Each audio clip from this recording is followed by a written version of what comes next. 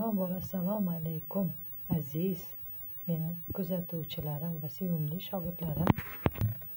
Uzoq muddatdan so'ng men yana sizlar bilan birgaman va bugun sizlar bilan yana bir ajoyib darsligimizni o'rganishni boshlaymiz.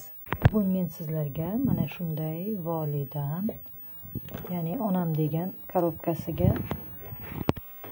gul yasab ko'rsataman. Men buni pena bilan to'ldirib olganman. Mana buni hali oshiqcha joylarini, baland bo'lib ketgan joylarini kesib olib tashlaymanda sizlar bilan birgalikda terib chiqamiz. Qani unda ketdik. Meni doim kuzatib turgan bo'lsalaring va meni sevimli shogirdlarim biladi.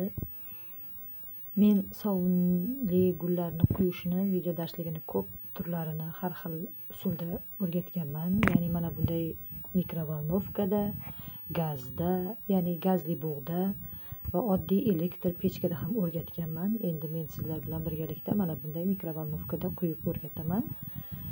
Bizga faqat atirgul qoliplari kerak bo'ladi. Har xil turdagi atirgul qoliplar, ya'ni mana bu yerda bor, quyib qo'yganman. Bular hammasi eski, ya'ni 1 yillik gullar, quyilgan gullar. Mana hech narsa qilmagan, lekin buni rangi sal xiralashgan. Mana bunday qilib ko'rsatsam sizlarga, qani.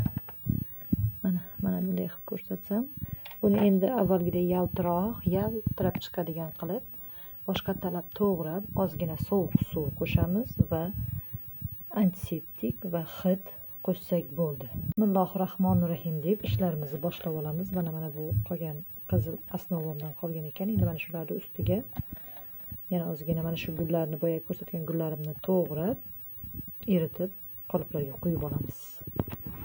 Mana men bir o'zim olayotganim uchun sal qiynalyapman. Mana bu sovuq suv, qarang, sovuq suvni qancha qo'shaman.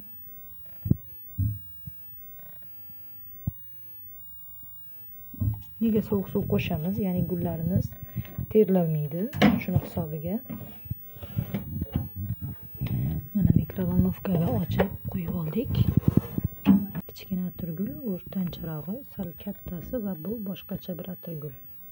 4 xil atirgulim bor, shularga qo'ydim. Mana bu yerda qolgan osnovalarni, ya'ni gullar qo'yib qo'yganimni ishlatyapman. Keyin mana bu yerda yangi osnovani ishlay boshlayman. Jannatim, onam korobkasiga juda ham ko'p ketadi, shuning uchun hali qancha ketishini aniq bilmayman. Qoliplardan chiqarib olamiz va u dars jarayonini ham sizlarga yana ko'rsatib boraman. Mana sovunli gullarimiz qotibdi. Endi shularni asta ehtiyotkorlik bilan qolipdan olamiz. Mana yumshoq vaqtida bunday qayirib olsak, shu bilan chiroyli. Mana qayerdan bilamiz qolipning sifatini yo'qolganligini? Mana bu yoqlari yirtilib, mana bu